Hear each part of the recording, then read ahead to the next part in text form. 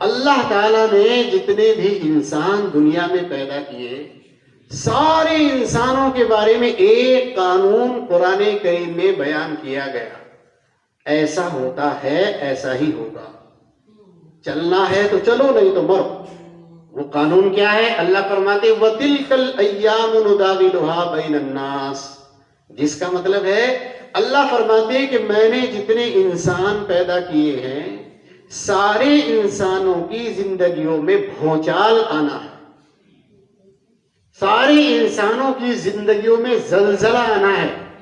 اب وہ انسان چاہے ان پڑھ ہو چاہے پڑھا لکھا ہو، وہ انسان چاہے ہوشیار ہو چاہے ہوشیار نہ ہو، وہ انسان گاؤں کا ہو شہر کا ہو ہندوستان کا ہو مکے کا ہو مدینے کا ہو، چاہے وہ انسان عالم ہو قاضی ہو حافظ ہو مفتی صاحب ہو، چاہے وہ اپنے وقت کا نبی بھی کیوں نہ ہو، اسے بھی حالات کو جھیلنے پکا ہے۔ یہ قرآن میں لکھا ہے وَتِلْكَ الْأَيَّامُ نُدَاوِلُهَا بَيْنَ النَّاسِ۔ اللہ فرماتے جتنے انسان میں نے پیدا کر دیے ان کو حالات جھیلنے، بس یہ فرق ہے جس کا جتنا لیول اس کے حالات اس لیول کے، جس کا جتنا لیول اس کے حالات اتنے لیول کے، بس اتنا فرق ہے، آنے ضرور ہے۔ اب آدمی رو رہا ہے جی بس کیا بتاؤں، پہلے صحت اتنی اچھی تھی بس صحت خراب ہو گئی، ابھی پہلے کاروبار ایسا تھا کہ مٹی پہ ہاتھ ڈالتا تھا سونا ہو جاتا تھا، اب پتہ نہیں کیا ہوگا سونے پہ ہاتھ ڈالو مٹی ہو جائے۔ بیٹے یہ تو ہونا ہی تھا، ایسا ہی ہوتا ہے، اس طرح ہی چلنا ہے۔ اجی پہلے اتنی عزت تھی وہ خاک میں مل گئی، ایسا ہی ہونا ہے۔ زندگی میں زلزلے آنے ہیں، اس سے بڑی مثال کیا ہو سکتی ہے کہ خود قرآن کریم میں اللہ تعالیٰ نے فرمایا، اللہ نے فرمایا وَزُلْزِلُوا زِلْزَالًا شَدِيدًا وَزُلْزِلُوا حَتَّى يَقُولَ الرَّسُولُ وَالَّذِينَ آمَنُوا مَعَهُ مَتَىٰ نَصْرُ اللَّهِ۔ یہ قرآن کا بیان ہے۔ اللہ فرماتے ہیں تم سے پہلے لوگوں کی زندگیوں میں زلزلے آ گئے، نبیوں کی زندگیوں میں زلزلے آ گئے، حَتَّى يَقُولَ الرَّسُولُ وَالَّذِينَ آمَنُوا مَعَهُ مَتَىٰ نَصْرُ اللَّهِ۔ رسول بھی کہنے لگا اللہ، ایمان والے بھی کہنے لگے اللہ تیری مدد کب کو آئے، تیری مدد کب کو آئے۔ آپ سوچئے رسول سے بڑھ کر کوئی مسلمان ہو سکتا ہے؟ رسول سے بڑھ کر کسی کا عقیدہ مضبوط ہو سکتا ہے؟ رسول سے بڑھ کر کوئی ذہین فتین سمجھدار ہو سکتا ہے؟ رسول سے بڑھ کر کسی کا تعلق اللہ کی ذات کے ساتھ ہو سکتا ہے؟ رسول سے بڑھ کر کسی کے ساتھ اللہ کی مدد ہو سکتی ہے؟ نہیں ہو سکتی۔ اس کا حال یہ ہے وہ پریشان ہو کر یوں کہہ رہا ہے متى نصر اللہ، اے اللہ تیری مدد کب کو آئے، کب کو آئے گی تیری مدد۔ نبیوں کا حال ہے یہ رسولوں کا حال ہے جو گناہ نہیں کرتے، جھوٹ نہیں بولتے، دھوکہ نہیں دیتے، کسی کی عزت نہیں لوٹتے، کسی کی بے عزتی نہیں کرتے، ان کا حال یہ ہے کہ ان کی زندگیوں میں زلزلے آئے۔ رسول اللہ صلی اللہ علیہ وسلم نے فرمایا ہے کہ جتنا مجھے ستایا گیا اتنا کسی کو نہیں ستایا۔ یہ حضور صلی اللہ علیہ وسلم نے فرمایا جتنا مجھے ستایا گیا اتنا کسی کو نہیں ستایا گیا۔ تو بھئی اس سے بڑی بات اور کیا ہو سکتی ہے؟ تو پھر ہم بچیں گے؟ نہیں بچیں گے۔ حالات تو آنے ہیں، آپ مزدور ہیں تو بھی آئیں گے، آپ کروڑ پتی ہیں تو بھی آئیں گے، ہر حال میں حالات تو آپ کو جھیلنے پڑیں گے، یہ قرآن کریم میں لکھا ہے۔ بھئی بات سمجھ میں آئی؟ اب ہم اپنے بچوں کو اس طرح سے پال رہے بس انہیں کچھ نہ ہو جائے، بس انہیں کچھ نہ ہو جائے۔ اگر کسی نے بچے کو چھیڑ دیا محلے والوں نے، اس کی جان کو آ جاتے ہیں، کیسے ہاتھ لگایا بچے کو؟ جی بھئی حالات تو آنے ہیں بیٹا، پریشان نہ ہو، مشکلیں آئیں گی۔ اب مشکلیں آئیں گی تو کیا کریں گے؟ وہ حل بھی اللہ نے قرآن میں لکھا ہے۔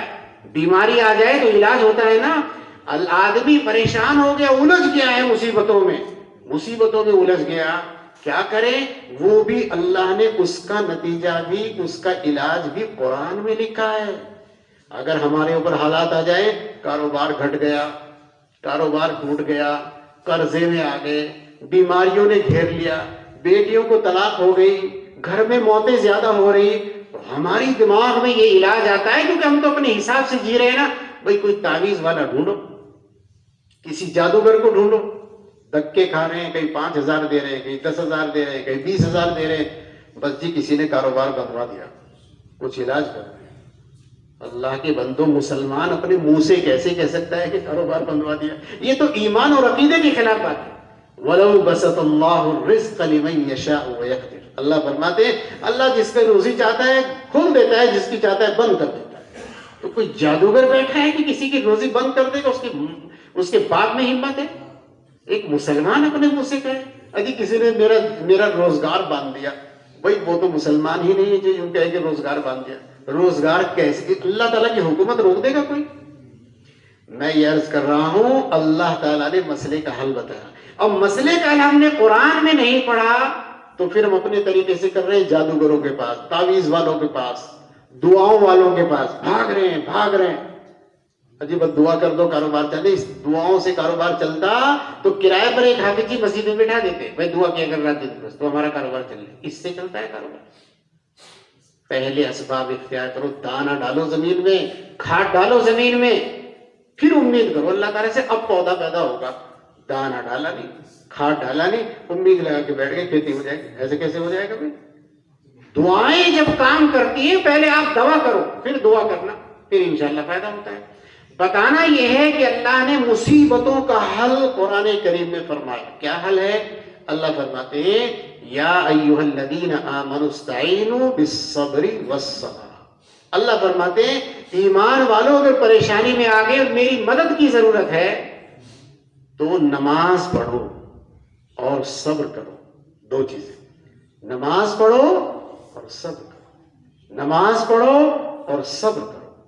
یہ دو کام کرو گے کسی تعویذ کی ضرورت نہیں ہے آپ کو، کسی جادوگر کے پاس دھکے کھانے کی ضرورت نہیں ہے آپ کو، کہیں بھی جانے کی ضرورت نہیں ہے آپ کو، بس نماز پڑھو پابندی سے اور صبر کرو۔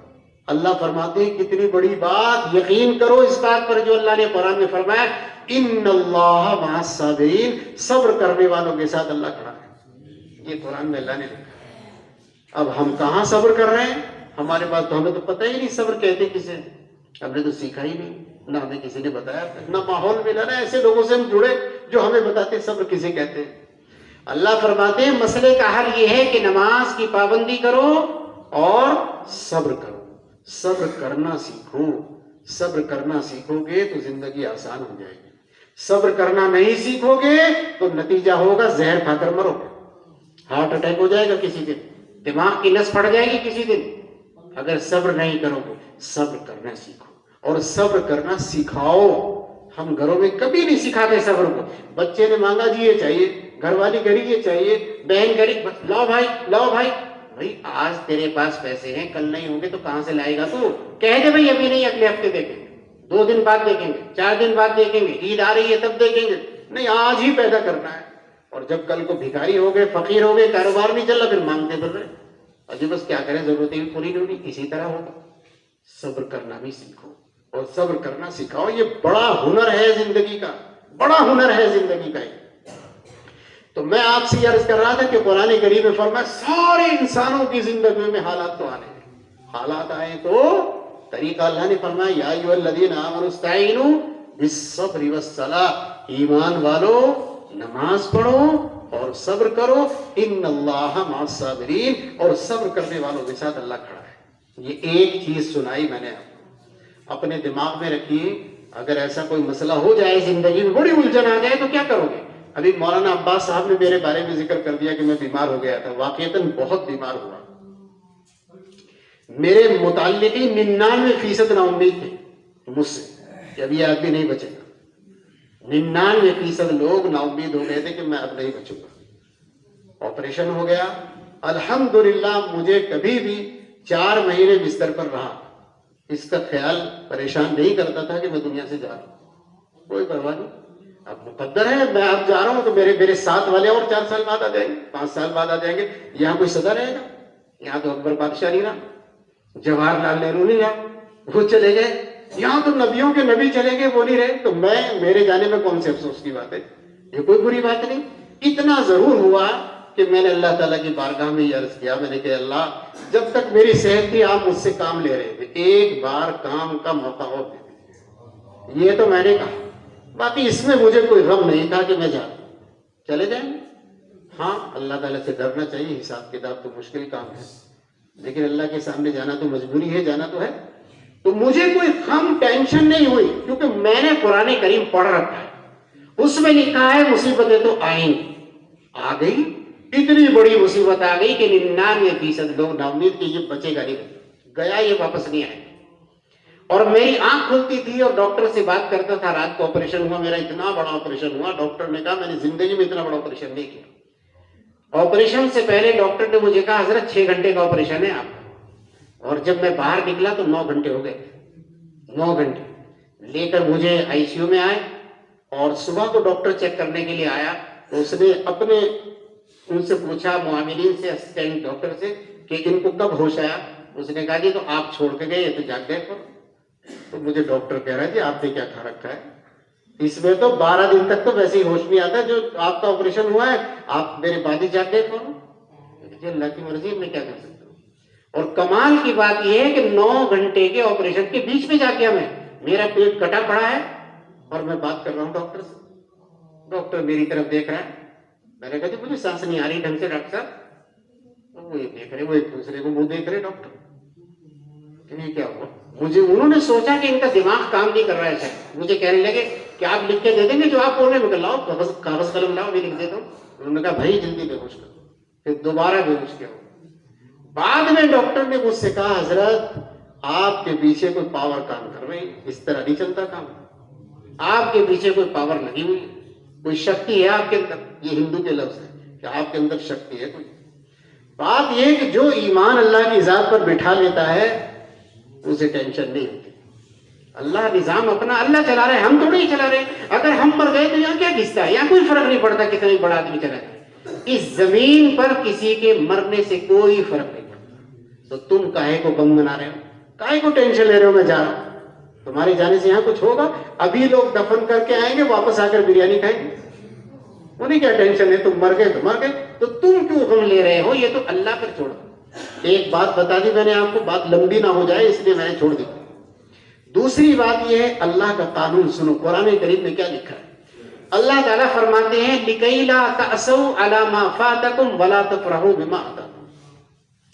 اللہ فرماتے ہیں لوگوں جو تمہیں مل گیا اس پر اترانا نہیں، جو تمہیں نہیں ملا اس پر افسوس نہیں کرنا. یہ اللہ فرماتے ہیں. کیا فرمایا؟ جو تمہیں مل گیا اس پر اترانا نہیں، جو نہیں ملا اس پر افسوس نہیں کرنا. اب جو مل گیا تو اترانے کا کیا مطلب؟ آج آیا ہے کل جا بھی سکتا ہے.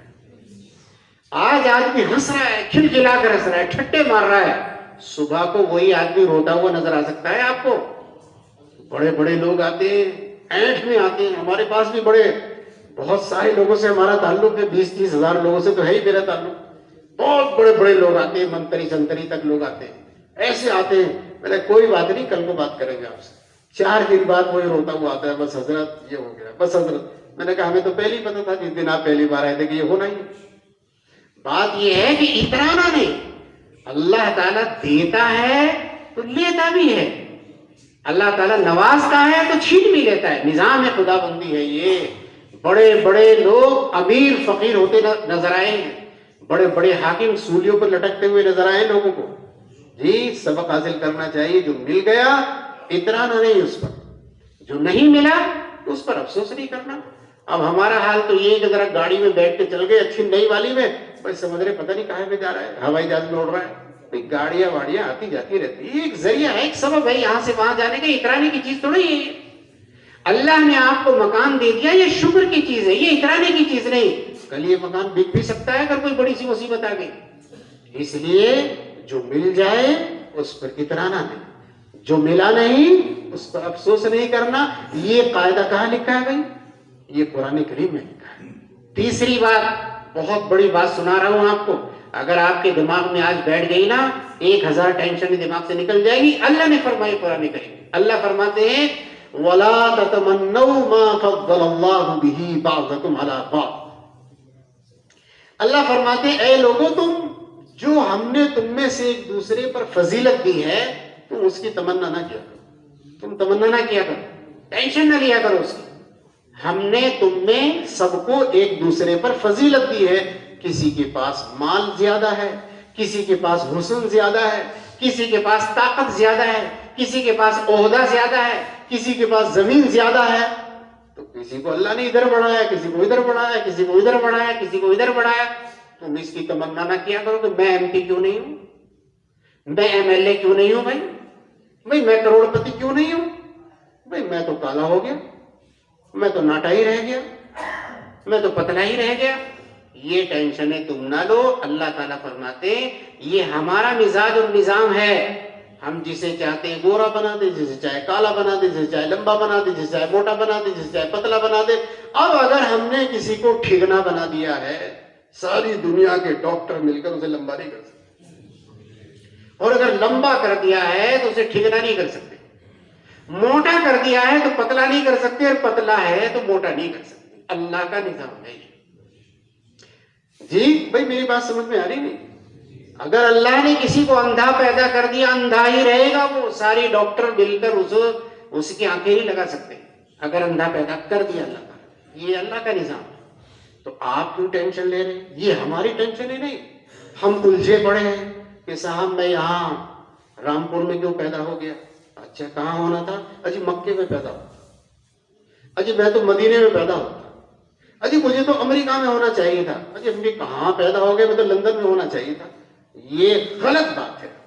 اللہ کا فیصلہ ہے کہ آپ کو رامپور میں پیدا ہونا ہے، راضی رہو اسی. ہمیں کوئی ٹینشن نہیں. اللہ نے ہمیں موٹا بنایا، پتلا بنایا، کالا بنایا، ٹیڑھا بنایا، لمبا بنایا، جیسا بھی بنا دیا اللہ نے. اللہ فرماتے تم اس کی تمنا نہیں کرنا، بس جیسا میں نے بنا دیا، جیسے میں نے کر دیا، اوکے اسی پر خوش رہو. اللہ کے فیصلوں پر راضی رہنا ایمان ہے. اللہ کے فیصلوں پر راضی نہ رہنا یہ ایمان نہیں.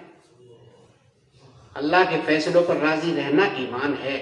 ہم تو بکھرے پڑے ہیں. اجی میں تیلی کیوں ہوں، اجی میں نائی کیوں ہوں، اجی میں کسائی کیوں ہوں، اجی میں دھوبی کیوں ہوں، اجی میں فلاں کیوں ہوں، اجی میں فلاں. بھائی یہ آپ کی ٹینشن لینے کی چیز نہیں ہے. اللہ کی مرضی سے آپ اس خاندان میں پیدا ہوئے ہیں. اللہ کی مرضی سے یہ تمہارا باپ ہے. اللہ کی مرضی سے تمہارا یہ گھر ہے. اللہ کی مرضی سے تیری یہ ماں ہے. یہ اللہ کی مرضی ہے. یہ اللہ تعالیٰ نے تمہارے ابا سے مشورہ کر کے پیدا نہیں کیا تم. بھائی میری بات صحیح ہے؟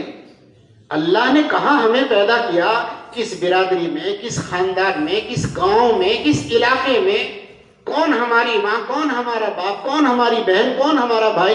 یہ فیصلے کس کے ہیں؟ اللہ کے فیصلے. اور جب یہ اللہ کے فیصلے تو احساس کمتری کا شکار کیوں ہے بھائی؟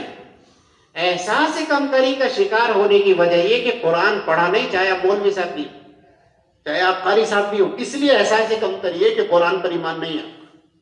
اگر قرآن پر ایمان تھا تو آپ کو اس سے کوئی احساس نہیں کرنا تھا میں صحابی کی اولاد کیوں نہیں ہوں، میں نبی کی اولاد کی کیوں ٹینشن لے رہے ہو. اللہ کی مرضی. مجھے اس زمانے میں پیدا ہونا تھا، آدم کے زمانے میں نہیں، ابراہیم کے زمانے میں نہیں، سلیمان کے زمانے میں نہیں، محمد صلی اللہ علیہ وسلم کے زمانے میں نہیں. اس زمانے میں پیدا ہونا تھا، یہ اللہ کا فیصلہ. کہاں پیدا ہونا تھا؟ اللہ کا فیصلہ. کیسا پیدا ہونا تھا؟ اللہ کا فیصلہ. ماں باپ کون؟ اللہ کا فیصلہ. میری عمر کتنی؟ اللہ کا فیصلہ. میری روزی کتنی؟ اللہ کا فیصلہ. یہ ہماری ٹینشنوں کی چیز نہیں. ہماری ٹینشن کی چیز کیا ہے؟ اس کا بھی ایک دائرہ ہے. اللہ فرماتے ہیں یا ایھا الذین آمنوا اذکروا اللہ ذکرا کثیرا. اس کی ٹینشن لو. اللہ فرماتے ہیں تم مجھے خوب یاد کیا کرو، میرا خوب ذکر کیا کرو. یہ ٹینشن لینے کی چیز ہے جناب. گانے نہ گایا کرو، قوالیاں نہ گایا کرو. یہ نہیں ہے کام آپ کا. آپ کا تو کام یہ چلتے پھرتے اٹھتے بیٹھتے اللہ کو یاد کیا کرو، اللہ کا ذکر کیا کرو.